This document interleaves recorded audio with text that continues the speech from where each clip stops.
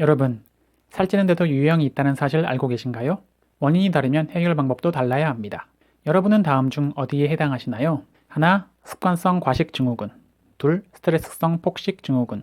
셋, 가공식품 성애자. 넷, 탄수화물 성애자. 해당하는 항목이 많으면 많을수록 살찔 확률도 높아집니다. 과식 및 폭식 증후군에서 벗어나고 싶으신가요? 가공식품과 탄수화물 위주의 식습관 바꾸고 싶으신가요? 지금 바로 시작합니다.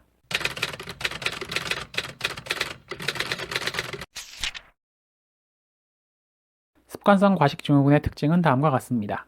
하나, 주변에 항상 간식이 있다. 둘, 배달 음식을 자주 시켜 먹는다. 셋, 딴짓하며 먹는다.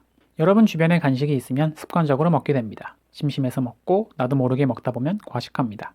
밥 먹고 간식까지 먹으면 살찝니다. 그러므로 여러분 주변에서 간식을 치워 삼시세끼만 챙겨 먹을 수 있는 환경을 만듭니다.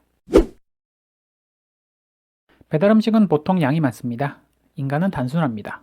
그릇에 음식이 많이 담겨 있으면 많이 먹습니다. 그러므로 배달 음식을 다 깔아놓고 배 터지게 먹지 않고 적당량 덜어 먹습니다. 작은 팁이지만 효과는 놀랍습니다. 음식은 죄가 없습니다. 먹는 방식이 문제입니다. 배달 음식을 끊을 수 없다면 덜어 먹는 방식을 통해 과식을 예방하시기 바랍니다. 밥 먹으면서 유튜브 보는 등 딴짓하면 과식합니다. 영상에 정신 팔려 포만감을 파악하지 못합니다. 앞서도 이야기했지만 눈앞에 음식이 많이 있으면 많이 먹습니다. 특히 양이 많은 배달 음식을 딴짓하며 먹으면 포만감을 알아차리지 못해 100% 과식합니다. 그러므로 밥 먹을 때 휴대폰 등 방해 요인을 치우고 음식과 1대1로 마주합니다. 먹는 순간에 집중하며 포만감을 확인합니다.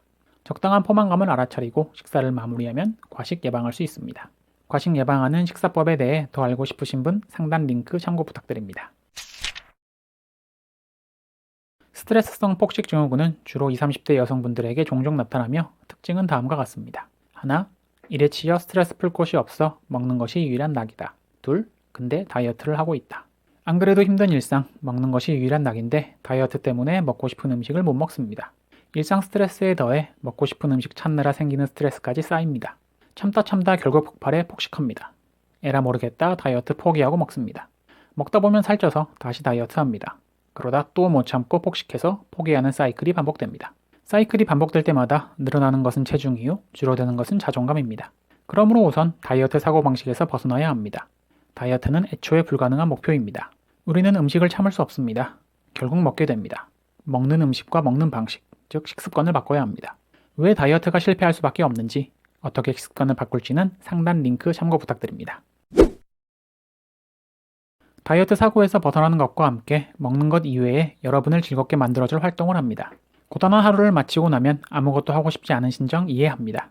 음식은 쉽고 빠르고 확실하게 지친 여러분을 위로해줍니다. 지친 하루의 끝에서 치맥으로 고생한 여러분을 달래주는 것을 누가 뭐라고 할 수 있겠습니까? 저도 잘 알고 있습니다. 다만 음식이 여러분을 즐겁게 만들어주는 유일한 수단이 되는 것을 경계하자는 말입니다. 스트레스 해소를 위해 음식에 의존하면 여러분이 먹은 음식이 여러분을 비만과 질병의 구렁텅이로 몰아갑니다.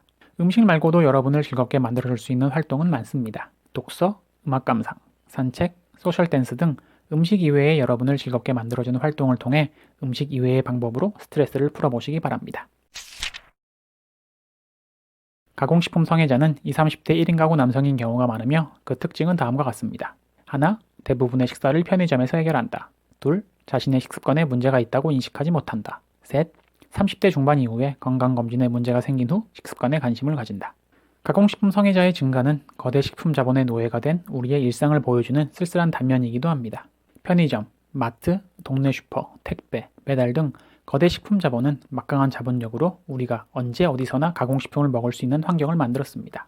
가공식품이 왜 맛있을까요? 왜 가공식품은 신선식품에 비해 유통기한이 길까요? 가공식품은 왜 신선식품에 비해 저렴할까요? 거대 식품 자본의 목적은 이익의 최대화입니다.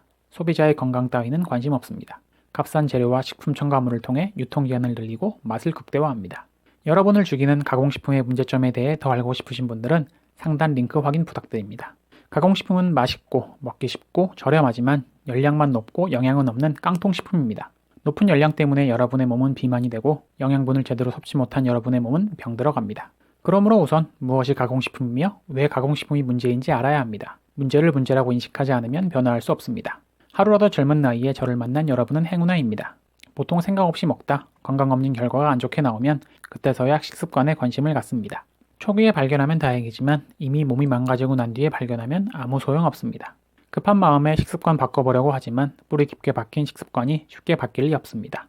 건강이 중요하다 말만 하지 마시고 중요한 것을 중요하게 만드시기 바랍니다. 가공식품을 줄이고 채소를 늘리면 비만, 당뇨, 고혈압, 고지혈증 등 질병에서 벗어날 수 있고 만성피로, 변비, 소화불량, 피부 트러블도 해결됩니다. 컨디션도 좋아집니다. 몸에 활력이 넘칩니다. 날씬해진 몸매로 자존감이 올라가는 것은 덤입니다.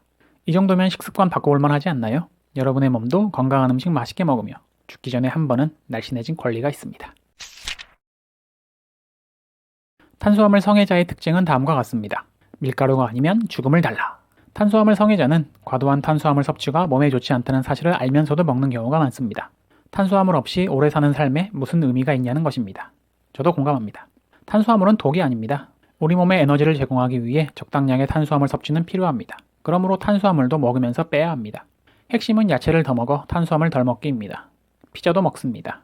파스타도 먹습니다. 피자랑 파스타는 죄가 없습니다. 과식이 문제입니다.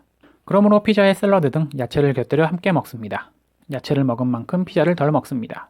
피자 4조각 먹던 사람이 샐러드랑 같이 2조각 먹으면 살은 무조건 빠집니다. 여기에 앞서 소개한 덜어먹기, 포만감 알아차려 먹기 활용하면 적당히 먹을 수 있습니다. 이것이 제가 먹고 싶은 음식 다 먹으면서 18kg 감량 후 유지하는 비결입니다. 지금까지 여러분이 살찌는 4가지 원인과 해결책에 대해 이야기해보았습니다. 말은 쉽지만 실천은 어렵습니다. 그래서 제가 준비했습니다. 바로 평생의 식습관 개선을 위한 무료 특강입니다. 어떻게 다 먹으면서 평생 건강하고 날씬하게 살 수 있는지 안내드리겠습니다. 특강 신청은 영상 소개란 참고 부탁드립니다. 저는 가공식품 넘치는 세상, 과식 권하는 세상에서 잘못된 다이어트로 고통받는 분이 줄어들기를 바라는 마음에서 콘텐츠를 만들고 있습니다. 주변에 잘못된 다이어트로 고통받는 분 계시면 본 영상 공유 부탁드리겠습니다. 본 영상 도움되셨으면 좋아요와 구독도 부탁드립니다. 비만 제로 대한민국이 되는 그날까지 화이팅 하겠습니다. 감사합니다.